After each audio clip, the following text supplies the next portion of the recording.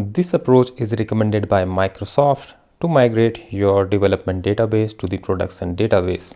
So let me walk you through the project. We have this console application which have three entities: category, person and product, and I haven't defined foreign key to the product table for the sake of demonstration. We have this app.db context class where I've deliberately commented in these two lines, and we are going to generate few migrations in the sequence. Let's do it. It is going to be our initial migration with name initial create. Okay, so we are done with this. Let's update our database. Now these migrations are applied to the database. Let's see how can we create a script from these migrations. It has simple command .NET ef migrations script. That's it. If you are using Visual Studio, then you must be using Package Manager Console. Then you can find the equivalent commands in the Microsoft Docs. So let's look at this. We have our script. First, if ef migration history is null, it means if this table is not present, then it will create this table. Then it will start a transaction, and inside the transaction it will create this table people. Okay, now let's uncomment this one and let's generate one more migration. .NET ef migrations.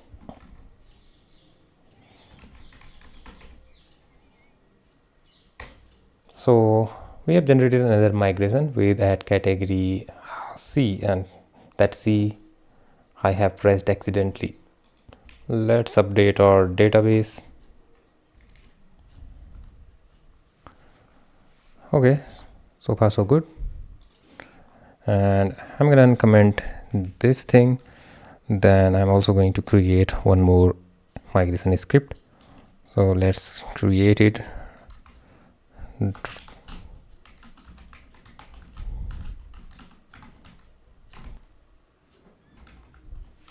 Let's update the database, and I'm also going to add this property to the database, product description. So we are also going to create a migration for that. .df migrations add product description.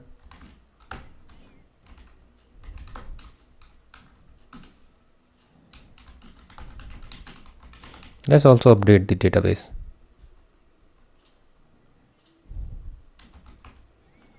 So let's run this command, .NET ef migration script. It is our whole script from every migration file. Here, first thing, it will create ef migration history table. Then it will begin the transaction. Inside the transaction, it will create the people table. Then it will update the migration history table. Then it will create category. Then it will again update the migration history. Then create product. Then update the migration history. And then alter product and add this column product description, which is the last thing we have done. And then it will again update the migration history because it will maintain the migration history for every migration file.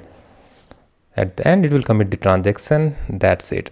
And now, what if I don't want the whole script? I just want the script from the add category. Let's find out. .NET ef migrations script add category C. Press enter. So let's check it out. So here we have this products, create product table, then update product table. So whatever happened after add category migration to the latest applied migration. So after adding category, we have created product and updated the product and add the product description. So it will create script only whatever happened after this migration, add category C to the latest applied migration, which is add product descriptions. What if I type here ef migration script initial create add product.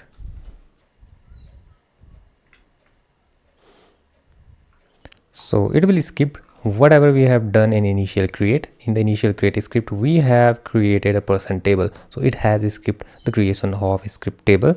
And after initial create, we have created categories which it have included. So whatever happened between initial create to the add product migration, it will create a script for that.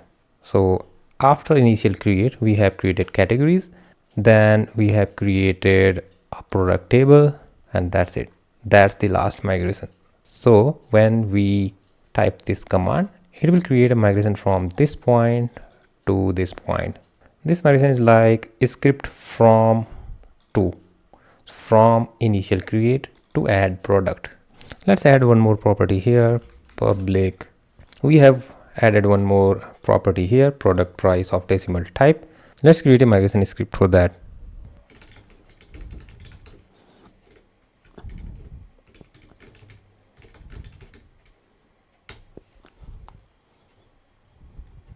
Now I'm not going to apply it to the database, so I'm not going to use the update database command. Let's try to get its script. We are getting a script from the starting point, which is creating a migration history table, to the last point where we have created a new field in the product table, which is product price. You can verify it here.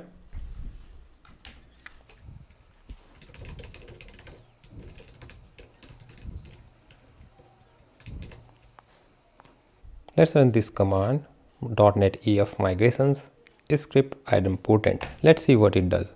Idempotent adds some security. It will apply migrations only if it is not present in the database. First, it will check if this migration exists in the database. If yes, then it will apply it. If not, it will leave it. So it will check this for each and every script, each and every migration. First, it will check it for this migration. First, it will check if migration history is null. Then it will create the table. Then it will begin transaction. So it checks if this migration is not exist, then it will apply this migrations. So inside this migration, we have created the table people. Then it will again check about this migration, then apply this update. So it will check on each step if this exists or not. So here it is checking if this migration not exists, then it will create the table categories. Then it will check if this migration not exists, then it will update this. Then it will check if this migration do not exist, then it will create a table, product table. And if again that migration script not exists, then it will update the migration history, and so on to this point where we have created the last migration about the product price. It will apply the migration in a smart way. What if we want to save our migration script? So we have command for that, .NET EF migrations script, this sign greater than, and the name of script. Let's say our script name is migration.sql. We are done, and it must have created, yeah, here it has created this file migration.sql. Actually, we have to remove this thing. We are good so far. So here is our script. That is all about migration scripts. That's it for now. See you next time.